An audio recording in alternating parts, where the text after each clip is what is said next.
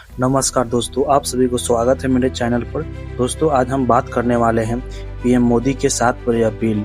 दोस्तों, आज से कुछ दिन पहले हमने बात किया था कि पेट्रोल और डीजल और गैस की प्राइस बढ़ सकती है। क्या होगा अचानक अगर पेट्रोल का प्राइस 150 रुपये लीटर हो जाए? क्या होगा अचानक सिलेंडर का प्राइस 1500 रुपये हो जाए? अगर रुपया कमजोर होगा तो विदेश से आने वाले जो भी सामान होंगे वह दोगुने महंगे हो जाएंगे। और दोस्तों, सबसे बड़ा सवाल, आखिरी प्रधानमंत्री नरेंद्र मोदी ने सोने को कम खरीदने के लिए, विदेशी यात्रा टालने के लिए और तेल बचाने के लिए अपील क्यों की? इस पर आज हम बात करेंगे। क्या भारत किसी बड़े आर्थिक संकट की तैयारी कर रहा है? नक्शों पर हजारों किलोमीटर दूर चल रहा यह तनाव सीधे आपके घर की रसोई, आपकी नौकरी, आपकी ईएमआई और आपकी जेब को प्रभावित कर सकता है। ईरान और यूएस के बीच बढ़ता टकराव पूरी दुनिया को डरा दिया है और इस डर का सबसे बड़ा केंद्र है स्ट्रेट ऑफ हॉर्मुज, दुनिया का सबसे महत्वपूर्ण तेल मार्ग। अगर यहाँ कुछ बड़ा हुआ तो पूरी दुनिया की अर्थव्यवस्था हिल सकती है और इसलिए भारत सरकार अब जनता को त्याग और सावधानी का अपील कर रही है। आखिरी स्ट्रेट ऑफ हॉर्मुज इतना खतरनाक क्यों है? रुपया क्यों टूट रहा है? भारत को सबसे बड़ा डर किस बात की है? पीएम मोदी की 7 बड़ी अपील क्या है? और विपक्ष क्यों कह रहा है कि यह सरकार का विफलता है? दोस्तों, दुनिया में कई समुद्री रास्ते हैं, लेकिन एक ऐसा रास्ता है जिस पर पूरी दुनिया की अर्थव्यवस्था टिकी हुई है। उसका नाम स्ट्रेट ऑफ हॉर्मुज है। यह एक ऐसा बेहद सकरा समुद्री रास्ता है जो खाड़ी देशों को दुनिया से जोड़ता है। हर दिन यहाँ लगभग 20% दुनिया का तेल यहाँ से गुजरता है। मतलब अगर यहाँ रास्ता बंद हुआ तो दुनिया की तेल सप्लाई रुक सकती है। और सबसे बड़ा खतरा यह है कि ईरान ने कई बार चेतावनी दे चुका है कि अगर उस पर हमला हुआ तो वह इस रास्ता को वह बंद कर सकता है। अब सोचिए, भारत अपनी जरूरत का लगभग 85% कच्चा तेल विदेश से खरीदता है और उसका बड़ा हिस्सा इसी रास्ते से आता है। अगर यह मार्ग बंद हुआ तो पेट्रोल महंगा हो जाएगा, डीजल महंगा हो जाएगा, गैस महंगा हो जाएगा, ट्रांसपोर्ट महंगा हो जाएगा, खाने पीने की चीज़ महंगे हो जाएंगे और हर चीज़ महंगा हो जाएगा। यानी युद्ध कहीं और होगा लेकिन असर आपकी जेब पर पड़ेगा। दोस्तों, जब दुनिया में युद्ध का संकट आता है तो निवेशक डर जाते हैं और अपना पैसा सुरक्षित जगह यानी डॉलर में लगाते हैं। यही कारण है कि डॉलर मजबूत होता जा रहा है और बाकी देशों का मुद्रा कमजोर होता जा रहा है और भारत के रुपया इसी दबाव में है अभी।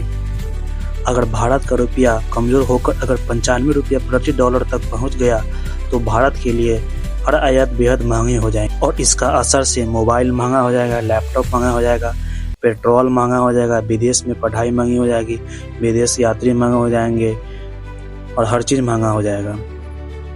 और यहाँ तक कि ऑनलाइन खरीद बिक्री भी जो आप करते हैं वो भी महंगा हो जाए। यानी डॉलर मजबूत होने से असर आपकी सीधे जेब पर पड़ता है। दोस्तों, सरकार की पहली अपील है ईंधन की बचत, क्योंकि अगर तेल का संकट बढ़ा तो भारत का आयात बिल आसमान छू सकता है। इसलिए सरकार चाहती है कम यात्रा, कार पूलिंग, पब्लिक ट्रांसपोर्ट और वर्क फ्रॉम होम काम करें। जरूरत पड़ने पर ही ऑफिस जाएं। आप देखे होंगे कि कोविड के समय वर्क फ्रॉम होम बहुत एक सफल मॉडल था। अब यही मॉडल तेल बचाने के लिए हथियार बन सकता है।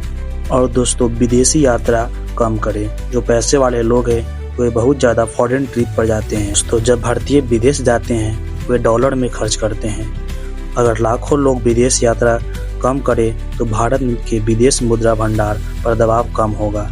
सरकार चाहती है कि इस समय देश में के डॉलर को बचाना बहुत जरूरी है।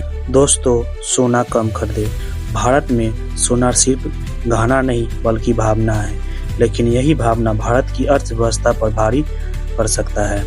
भारत हर साल अरबों डॉलर का सोना आयात करता है और जब डॉलर महंगा होता है तो सोना खरीदना भारत के लिए और महंगा पड़ता है। सरकार का मानना है कि अगर सोना कम खरीदेंगे तो डॉलर की बचत होगी और रुपया मजबूत होगा। स्वदेशी व्यापार, वोकल फॉर लोकल अब सिर्फ नारा नहीं, यह आर्थिक रणनीति बन चुका है, क्योंकि हर विदेशी प्रोडक्ट का मतलब है भारत से डॉलर बाहर जाना। इसलिए सरकार चाहती है कि लोग भारत कंपनी का सामान खरीदें, लोकल बिजनेस का सपोर्ट करें और विदेशी निर्भरता कम करें। अब बात करते हैं बिजली या ऊर्जा बचाव पर। अगर तेल के संकट बढ़ा तो बिजली का उत्पाद भी महंगा हो सकता है, क्योंकि भारत अभी भी कई जगह से ऊर्जा को निर्यात करता है, उस पर भी निर्भर है। इसलिए सरकार ऊर्जा बचत को राष्ट्रीय जिम्मेदारी की तरह देख रही है। दोस्तों, आगे बात करते हैं प्राकृतिक खेती की तरफ। दोस्तों, युद्ध का असर सिर्फ तेल पर नहीं पड़ता, खाद यूरिया की सप्लाई भी प्रभावित हो सकती है। भारत बड़ी मात्रा में खाद्य पदार्थ विदेश से इंपोर्ट करता है। अगर सप्लाई रुकी तो खेत में संकट आ सकता है। इसलिए अब प्राकृतिक खेती और ऑर्गेनिक खेती का मॉडल बढ़ावा दिया जा रहा है। और दोस्तों, लोकल बिजनेस MSME को सपोर्ट करने के लिए सरकार बोल रही है। अगर वैश्विक मंदी आई तो सबसे बड़ा झटका छोटे कारोबारी को लगेगा, यानी छोटे फैक्ट्रियों को, दुकान को, स्टार्टअप को और लोकल बिजनेस को। इसलिए सरकार चाहती है कि लोकल भारतीय MSME सेक्टर को सपोर्ट करे। अब बात करेंगे राहुल गांधी की तरफ से। राहुल गांधी ने विपक्ष दलों का कहना है कि अगर सरकार की आर्थिक नीति मजबूत होती तो जनता से त्याग मांगना की जरूरत नहीं होती। विपक्ष अब सवाल पूछ रहा है, क्या तेल पर टैक्स कम होगा? क्या महंगाई रोकने की कोई ठोस योजना है? क्या सिर्फ आम आदमी ही बलिदान देगा? कुछ लोग कह रहे हैं कि सरकार पहले से संकट को भांप चुकी थी और इसलिए लोगों को तैयार कर रही है, तो कुछ लोग का यह डर फैलाने की राजनीति बता रहे हैं। और दोस्तों, विपक्ष का सवाल पूछना लाजमी है। अब सबसे बड़ा सवाल है, क्या भारत सच में आर्थिक खतरे में है? देखिए, भारत आज दुनिया की सबसे बड़ी तेजी से बढ़ती हुई अर्थव्यवस्था है। भारत के पास मजबूत विदेशी मुद्रा भंडार है, बाजार बड़ा है और तेजी से बढ़ता हुआ मैन्युफैक्चरिंग सेक्टर है। लेकिन अगर लंबा युद्ध चला तो तेल जो है उसका प्राइस $120 से $150 तक चला जाएगा और लगातार डॉलर मजबूत हो जाएगा, तो भारत पर भारी दबाव आ सकता है।